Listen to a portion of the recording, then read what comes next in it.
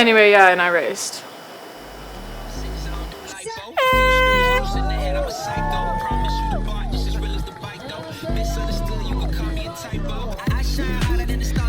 Go, Sky.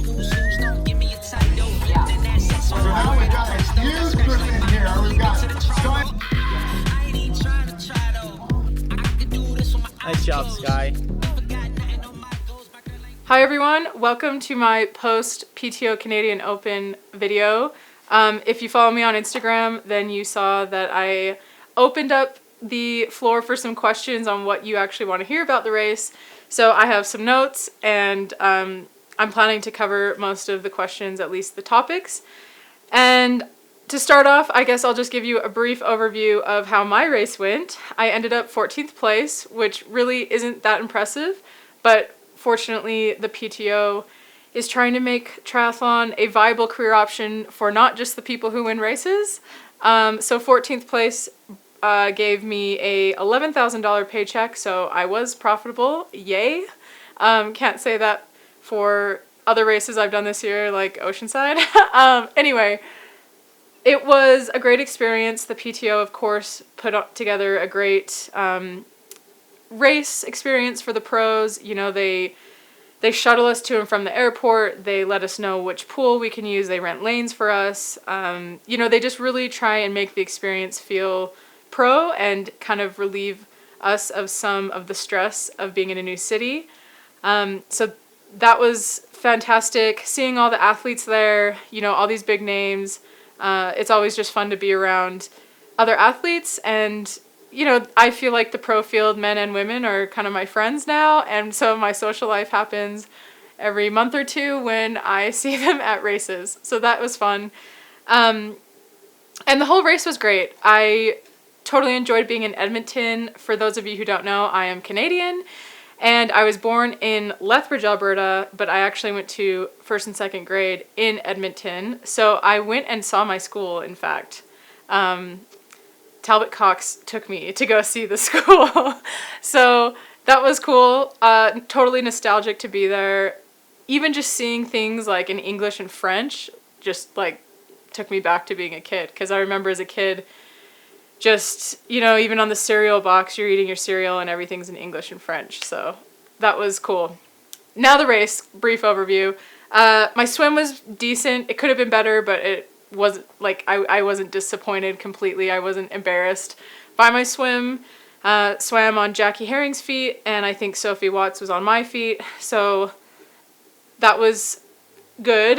My bike was solid. The first lap was definitely intense. You know, it was not like Ironman pace. You know, you got out, had to try and stay with who you were with, go hard, trying to get as close to the front of the race as I could.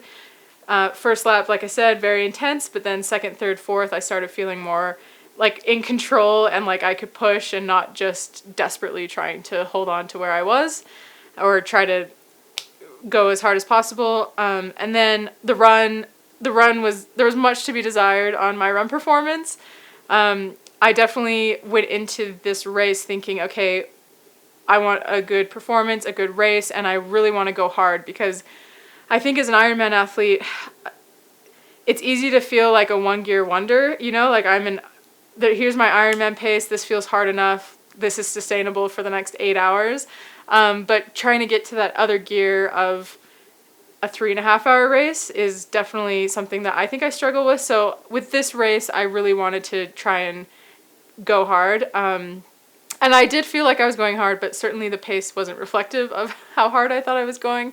So that, I'm not thrilled with my run. I would say I am actually disappointed with my run performance, but it wasn't totally horrible. There were 4 or 5 of us who all finished within a minute, and I was at the back of that group by the end of it. Tamara Jewett, she was getting close and came sprinting by me literally meters before the finish line, and that's just how that went. So anyway, that was my race. Good, not great. So, but what do you guys want to know about my race? Well, I got a lot of questions about drafting. I know in the women's race on the broadcast, you could see a few groups who were definitely a little closer than 20 meters. And so lots of questions of, did the 20-meter draft zone work? Were there penalties given? Did I see the drafting? Yes, I saw the packs of women who looked a little close. Did they get penalties? No. Did the 20-meter draft zone work? I guess partially would be the answer. For me as a racer, like, I'm not out there policing my competitors. I can't spend the energy worrying about what other athletes are doing, and sure, you see it, but like that, what they're doing isn't going to change the effort that I'm giving and the position I'm in. I mean, maybe it would have an impact on my race at the end of the day, but in the moment, there's nothing I can do about it. So as an athlete, I don't spend the energy being frustrated on that topic. Yes, I would like to see the 20-meter draft rule work and more enforced, but also, you know, this is a learning experience. And I will say on that course, there were a lot of corners, there was a lot of uphill, downhill, and there are times where you bunch up. When I was watching the men's race and we were watching the bike on the big screen, not just what was right in front of us, and I heard spectators saying, like, that's not 20 meters. And they're right. There's moments where you cannot, like, it's just impossible to be 20 meters apart because you're all slowing down, going around a corner. And those are instances where, like, that's happening with everyone. And as long as everyone's doing their best to try to space out as quickly as possible, like, that's just how it's going to be. To actually be 20 meters 100% of the time on the bike course is a little tricky, especially when things are technical. So there's my stance on the drafting. I like the 20-meter draft zone. It definitely changes how it feels for me personally, even racing. So hopefully that's something we can all work on and be more aware of as people. Because again, like, it's our job to make sure we're keeping 20 meters, right? So also lots of questions on if I liked the distance and if I thought it favored short course athletes. And there were a few comments as well about, like, the swim's longer, so it favors swimmers, and obviously, like, short course athletes, they all have to be good swimmers. So I really like the distance. Even though my strength is probably the Ironman distance, I do enjoy going and doing these 100-kilometer distances. It's totally different. It feels different. We get a much more diverse group of athletes and higher caliber athletes. So when I've thought a lot about this whole, does it favor the short course athletes? Because of course the default is yes, it favors the short course athletes. But if you look at the results even from the weekend, there are some very good long course athletes who did well. So let's look at even like Chelsea Sodaro. She swam behind me, almost caught me on the bike, and then just blew past me on the run, and she ended up third. That's on the podium at one of these 100-kilometer distances, and Chelsea is technically now a long course athlete. So I think, and the same could be on the men's side, like Lionel Sanders, he worked his way up to fourth. So I think, what kind of athlete do these races favor? It just favors the faster, better athletes. And that does tend to be short course athletes or athletes who come from a short course background, because the level in short course is just higher, right? Like, you have to be able to swim to even be able to touch the race. You have to be able to bike well and be technically skilled on the bike. And then you have to run fast. So that's going to carry over well to this 100-kilometer distance. But it doesn't mean it's impossible for long course athletes. You just have to be able to switch those gears. So I don't know that I'm going to go around saying anymore that this favors short course athletes, because it just favors the better, faster athletes. Period. Like, that's just how it is. And over the weekend, I was not one of those athletes. So, how hard was the bike? I didn't find the bike course to be particularly hard. I thought it was really fun. Like downhill, uphill, some flat. I thought the variety was really fun, but I would not say it was a hard bike course, even though it was burning my legs. It just, I think because it went so fast, like the 4 loops on the bike just made the bike go by so fast. It was so engaging. There was never time to even really think like, man, this is hard. It was just like, what am I doing right now to get as fast and as close to the front of the race as possible? Some questions on my thoughts on, the start of the race, the transition area, the whole atmosphere versus what I'm used to in long course. It was definitely a totally different vibe. The start alone, there was a lot of clarification because we were all lined up on that pontoon, and the top 10 ranked athletes had to pick their numbers the day before of where they were going to start. So even right there, like, you had no idea who you were actually going to be starting by, which made a big difference on the swim, because a lot of times, like in an Ironman race, it's a pretty small field. Here we had over 30 women. That's very rare in an Ironman, very rare. I don't even know that the World Championship had that. So usually I'm able to literally line up right next to who I think I want to swim with, and I can pinpoint them and just target their feet. And in this race, it was totally different. We go line up. It was like, on your mark, get set, go. And then everyone's just off. And it was more of a swim as hard as you can and just hope that you get on some fast feet, or, like, I had no idea who was who in the moment, and I was just swimming hard. So it was definitely a very different experience in the swim. And then the transition, of course, was very different. We all had plenty of space. We weren't hanging our bikes by the saddle. It was just like, rolling the wheel. A very clean transition. Yeah, it was. I think that's what an ITU race feels like. I wouldn't know because I've never done an ITU race, but I think it had a very ITU feel. Plus, we had the blue carpet, so that's very different. Someone asked how many times I went to Tim Hortons. I actually did go once after the race. I do like donuts. I did stop at Tim Hortons. Questions about the Aussie exit and whether I liked it. And someone, okay, I gotta do double notes here. Someone asked me what I was thinking about when we exited the water during the Aussie exits. One, I do like the Aussie exit. I think it's fun. Again, the loops on the swim really made the swim go by fast. And the Aussie exit is just an opportunity, one, to have your face out of the water, and two, get some cheers and, just like this rush of adrenaline. When we got out of the water, all I was thinking about was go, go, go, go, go. Do not lose these feet. You do not want to do the rest of this alone. That's really all I was thinking about. And then, yeah, diving back in for me was quite a heart rate spike on those Aussie exits, but it was fun. I like it. Someone asked if we had to qualify or be invited for this race. Yes, the top 40 ranked PTO athletes were automatically enrolled or invited to the race, and then I think there were a few roll downs and then some wild cards. So that's how that worked. I think I'm ranked 7th, so I was automatically in on the race. Someone asked if I'm going to Slovakia for the Collins Cup and if I have been there before. Yes, I went last year. And yes, I am going again. Let's find some other good questions. Oh, are PTO races all the same distance, or will they have a full distance eventually?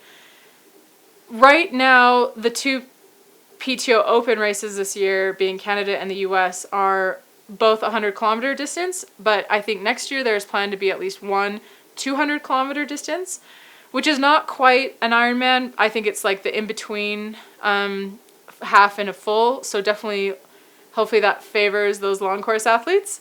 I'm looking forward to that 200K distance. I think that'll be a fun race. I'm guessing it'll be around 7 hours or so, which, I don't know, that could be a good sweet spot between Ironman and a half. Another question, did you wear form goggles on race day? I do not wear the form swim goggles on race day. For me, I actually get asked this a lot. I love the Form Swim Smart goggles. I know I'm sponsored by them, but legit, I love them so much. Like, I would hate to have to swim without them. But when it comes down to racing, my sole focus is just like getting on some fast feet or just swimming as hard as I can if I'm not on feet. So pace and all of that, any of the metrics that the Form goggles can give me, I'm less concerned with on race day because I'm just there to race my competitors and, do my best on the course. So there's that. How do race dynamics change with the shorter distance and all the ITU athletes racing as well? Well, from my perspective, the dynamic is just faster, and there's more fast people. There's more good swimmers. So there's more people to chase and potentially pass on the bike. But then also there's a lot of really good runners coming from the ITU field. So then there's more people to pass you once you get off the bike. So I think from my perspective, the racing seemed pretty close, and I think there was a lot of exciting racing throughout the field. So I think there was probably just a lot more back and forth having all of those ITU athletes, and just the larger field in general really changed it. A couple other questions. Some people asked me about the age group race, and like they couldn't find any coverage on the age group race. The age group race definitely did happen. I saw some of the age groupers in the hotel, and then of course at race site. I don't know that there was a lot of extended coverage on it because this event was about the professional athletes. The PTO is the Professional Triathletes Organization, so they're not necessarily looking to broadcast age group races, but they are wanting to engage the age groupers and provide a good race opportunity. So I think everyone who raced in Edmonton probably had a lot of fun. It seemed like they did, and they were able to watch the pro race, which was super fun. Plus, the other thing about the age group racing, there were all kinds of races. I know there were swim-only events, and then different distances of triathlon. So it seemed like a great time. But I was mostly just focused on my race and then being at the men's race the next day.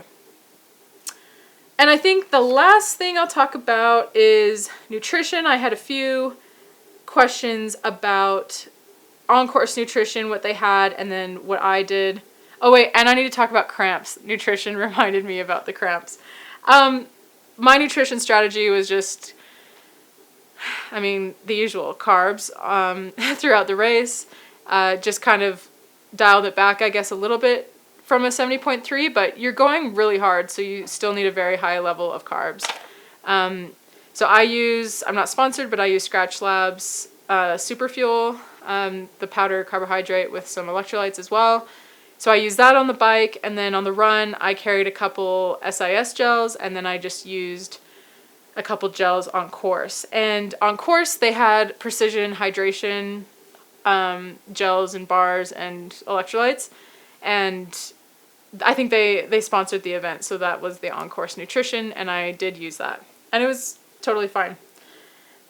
Which leads to a question about cramping. Why do I think so many people were cramping? Let me find... Oh yeah, why do you think so many athletes got cramps? At this level, they all master their body. And yes, that's true to an extent, but I think, sometimes you cannot predict what your body's going to do. I've certainly experienced that in training with cramps, although I feel like my cramps are usually different than what males experience. I actually joked when Alistair Brownlee on the big screen was like in pain over his stomach cramps, and I turned to my coach. I was like, oh, it must be his uterus. It wasn't. He doesn't have a uterus. Anyway, but why do I think all those guys cramped? I don't know, but I guess my guess would be it was actually really humid on the men's race morning. Like, I was standing at the swim start, and it was cloudy, and I was in shorts and a t-shirt, and I just was sweating because it was so humid. It wasn't even that hot. So maybe it was a little more taxing on their bodies than they expected, but also when you're going that hard, this 100-kilometer distance is pretty hard, all out feeling. A sprint distance athlete probably wouldn't agree, but to me it feels like we're going all out the whole race. So that can really cause your muscles to cramp and things like that. So I guess just the combination of maybe some muscle issues with the heat or humidity, and then just going so hard and your muscles just decide, no, we're gonna cramp. But it made for good entertainment, didn't it? I thought it was. I feel bad for them. I'm not happy any of them cramped, but it made for some exciting drama, and then watching Christian try to claw back Gustav, that was exciting on the cramping front. So, or maybe the PTO told them to cramp so that we could have some entertainment during the run. I don't know, but probably not. So, Anyway, I think that covers most of the overarching topics, and I don't want to keep talking. I think we're going on 20 minutes here. But hey, you asked, and I want to answer. And next up for me, I'm literally on my way to get a massage, and then I'm going up to Park City, and I will be training at that higher altitude in Park City for a few weeks until the Collins Cup. My coach is based there, and my training partner, Sarah Crowley, is based there. So I thought I'd go up there, try out that higher altitude, see how my body reacts to it. And yeah, that's what I'm up to. Collins Cup is the next event for me. Thank you for watching, and don't forget to like and subscribe. And if you have any other burning questions that I didn't get to, then just leave them in the comments and I will answer them. Thanks, guys. Very intense.